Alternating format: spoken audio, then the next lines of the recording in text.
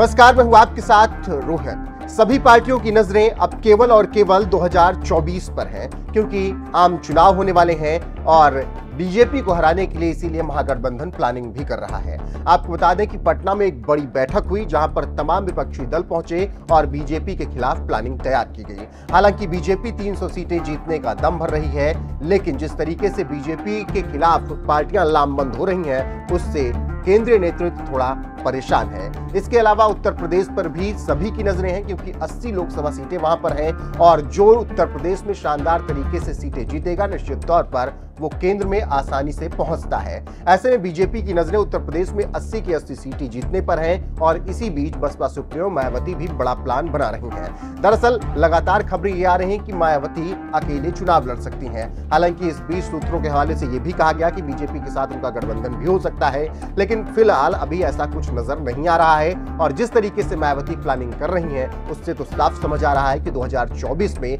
वो अकेले उतरने के लिए तैयार हैं। इसके अलावा वो इस बीच तमाम राज्यों में जो विधानसभा चुनाव होने हैं, वहां पर भी अकेले दम भरने के लिए प्लानिंग कर चुकी हैं। आपको बता दें कि साल 2024 में होने वाले लोकसभा चुनाव के लिए हर पार्टी ने अपनी तैयारी तेज कर दी है। हर पार्टी के लिए पहले की तरह उत्तर प्रदेश इस बार भी महत्वपूर्ण होगा। ऐसे में BJP, BSP, Samajwadi party, Congress अपनी तैयारियों को धार दे रही हैं। इसी कड़ी में बीते दिनों बसपा सुप्रीमो मायावती ने एक बड़ी बैठक बुलाई और रणनीतियां उन्होंने तैयार की है। आपको बता दें कि मायावती ने राजधानी दिल्ली में एक बड़ी बैठक की। इस बैठक में पंजाब, हरियाणा और चंडीगढ़ के नेताओं के साथ ही पार्टी पदाधिकारी शामिल हुए। इस दौरान तीनों ही राज्यों में पार्टी के आगामी चुनाव को लेकर तैयारियों का फीडबैक भी मांगा गया।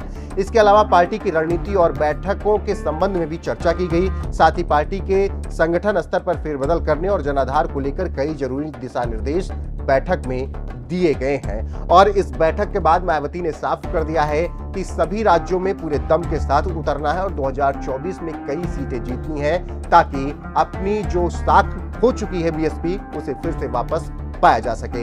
इसके अलावा राजस्थान में विधानसभा चुनाव होने वाले हैं और उसके लिए भी बीएसपी सुप्रीमो मायावती तैयारियां कर रही हैं। आपको बता दें कि 2024 को लेकर मायावती ने बैठक में एक संदेश पार्टी नेताओं और पदाधिकारियों को देते हुए अपने बयान में कहा है।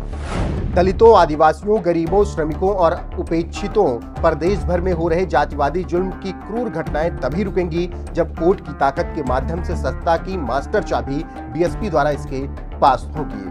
तो इस बयान के आधार पर मायावती ने साफ कर दिया है कि वो एक बार फिर से दलितों, मजलूमों, आदिवासियों को लेकर चुनाव लड़ने जा रही हैं और उन्हीं के मुद्दे को वो उठाती हुई नजर आएंगी और उन्हें उम्मीद है कि ये तबका उनके लिए वोट करेगा। फिलहाल देखना होगा कि आगे क्या कुछ होता है और किस तरीके से मायावती 2024 के चुनाव में उतरती हैं और उनकी पार्टी कितनी सीटें जीतती है और उनकी प्लानिंग से कितना घाटा विपक्ष को होता है और किस तरीके से बीजेपी यानी मोदी शाह उनके खिलाफ प्लानिंग बनाते हैं, इस पर भी सबकी नजरें होंगी।